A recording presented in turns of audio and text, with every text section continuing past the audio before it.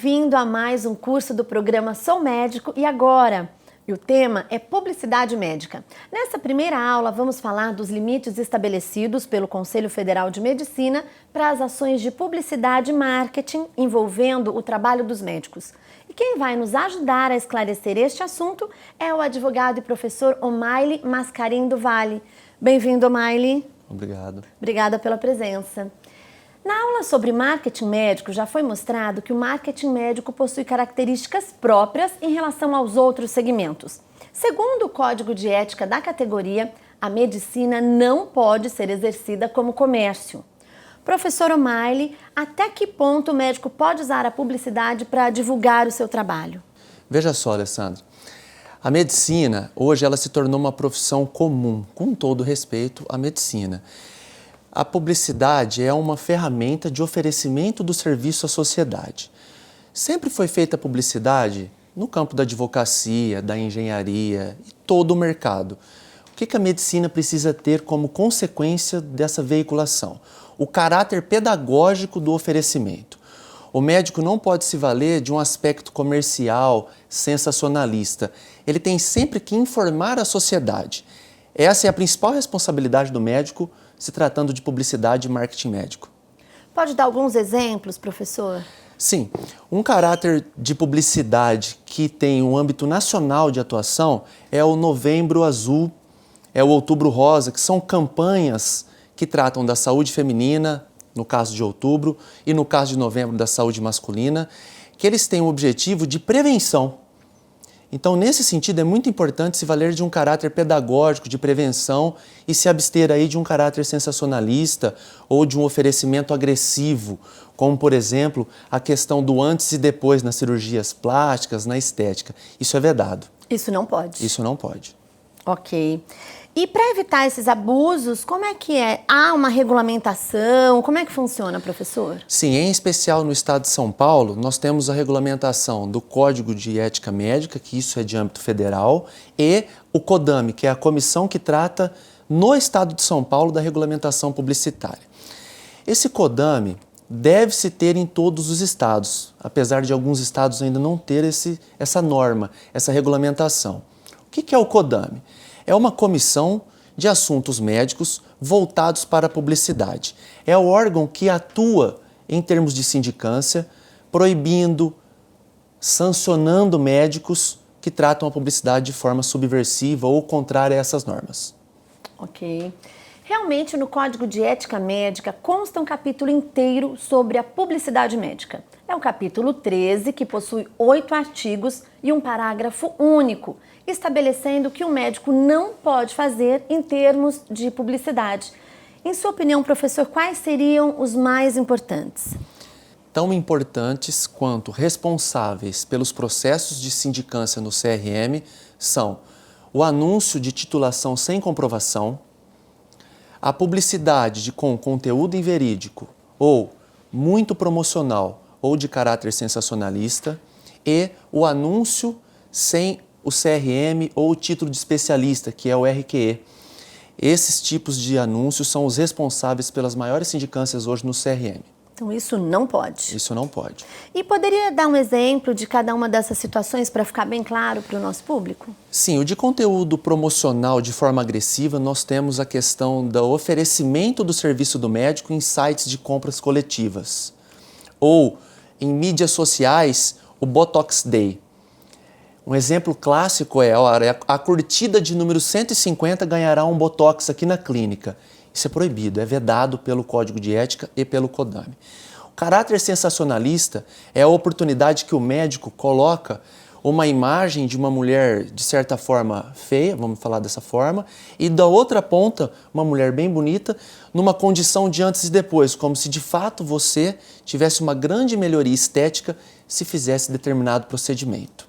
E um assunto que talvez mais traga problemas aos médicos, aos anunciantes, são os anúncios feitos com as titulações sem a devida comprovação, como, por exemplo, o médico que é esteticista, né, ou esteta, e se anuncia como dermatologista, ou às vezes o oftalmo, que é um especialista em catarata, e se anuncia como retinólogo. Isso é vedado e traz muitos problemas aos médicos.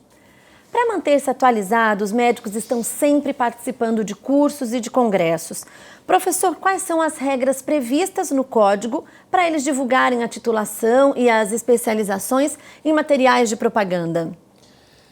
Toda e qualquer titulação tem necessariamente que ser comprovada.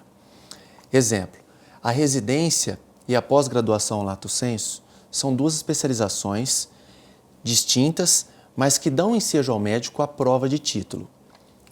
Se o médico fez uma residência, por exemplo, em radiologia, ele não é radiologista ao término da residência. Ele precisa ser aprovado na prova de titulação. Após essa aprovação, ele pode veicular um anúncio sendo radiologista. Isso também ocorre em áreas de atuação, diferente de especialidade. Por exemplo, um retinólogo ele é um oftalmo, mas ele precisa de especialização nessa área de retina para poder veicular um anúncio nesse sentido. Então, isso é uma prática recorrente de anúncios legais e ilegais, quando não dá aso à titulação e à sua comprovação. Ok. Nós sabemos que o contato entre paciente e médico não acontece apenas dentro do consultório, né? Eles podem se comunicar por telefone, é comum o acesso aos médicos por meio de programas nas TVs, aberta, fechada, e tem também o acesso por meio dos sites, internet, que disponibilizam vídeos próprios sobre a sua atuação, sobre a sua área de atuação. O que o Código de Ética prevê quanto ao relacionamento médico-paciente via meios de comunicação ou dispositivos tecnológicos? O Código de Ética atual é de 2010. Então, essa legislação é um pouco arcaica para a tecnologia atual. Então, o que o CFM fez para se valer dessas necessidades de atualização? Ele solta resoluções e que nessas resoluções ele proíbe o atendimento e diagnóstico via qualquer tipo de tecnologia, ou aplicativo instantâneo, ou mídias sociais, ou telefone, enfim. O médico, quando ele está dando uma entrevista, ou ele está veiculando um anúncio em mídias, ou em revistas, enfim, ele precisa apenas ter um caráter pedagógico, informativo e de prevenção da sociedade. Ele não pode diagnosticar, ele não pode sugerir tratamentos. Isso é importante ele se ater. E com relação a aplicativos, professor, como é que funciona? Quais são as regras? Hoje os consultórios já utilizam os aplicativos para agendamento de consulta, lembrança de retorno, enfim, é muito importante isso para a gestão da clínica. Mas o aspecto consultivo, diagnóstico e de tratamento é vedado. Inclusive, o CFM tem uma portaria que trata do aplicativo mais usado hoje. Não pode o médico atender o paciente via aplicativo. Isso serve só para uma rotina organizacional da clínica. Lembrando que na parte 2 desta aula nós vamos aprofundar ainda mais na relação médico-paciente por meio de aplicativos de mensagem instantânea. Continue ligado. Professor O'Malley, quais são as infrações mais frequentes do Código de Ética Médica no que se refere à publicidade e ações de marketing? Sem dúvida, as infrações mais frequentes estão atreladas ao mercado estético. A cirurgia plástica, a dermatologia e a medicina estética, em muitas ocasiões, garantem resultados veiculados em mídias, em revistas, os quais não podem ser título de promessa. Não é garantido um antes e depois milagroso. Então, sem dúvida, essa questão é a campeã em instaurações de sindicâncias pelo CRM. Também é muito frequente a questão do anúncio de títulos sem a devida comprovação. Parece inusitado, mas não é. O médico se vale de um anúncio e se intitula como dermatologista e ainda não é aprovado, mas ele já exerce isso cotidianamente. Então, isso é uma questão de fiscalização do CRM. O que o médico precisa saber de forma imprescindível? Existem 3 esferas de atuação processual contra o médico quando ele faz um anúncio ilícito. O Conselho de Medicina, via processo disciplinar ético, o Ministério Público e o PROCON. Ocorre, Alessandra, que o PROCON e o Ministério Público, eles processam o médico e, ao final, não se torna uma mera sanção curricular ou uma vedação de anúncio. Eles transformam esse processo em multa pecuniária, ou seja, vai ser arbitrado um valor para que ele pague para um fundo qualquer nomeado pelo PROCON ou Ministério Público. Então, o médico que anuncia de forma ilícita, em desrespeito às normas, eles correm o risco ético, administrativo e financeiro. Isso é muito importante, tomar esse cuidado nos anúncios.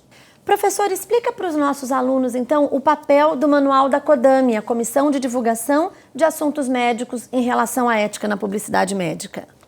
Olha, em que pese o Código de Ética ter um caráter federal, o CODAME é uma comissão de âmbito estadual.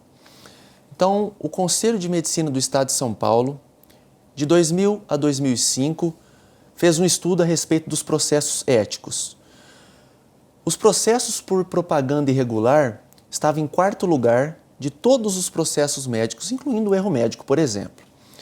Então, ele desenvolveu uma comissão que, por sua vez, desenvolveu um compêndio normativo da publicidade médica. Então, o CODAME é uma comissão que avalia a publicidade e normatiza e processa o médico caso ele faça alguma propaganda indevida ou irregular.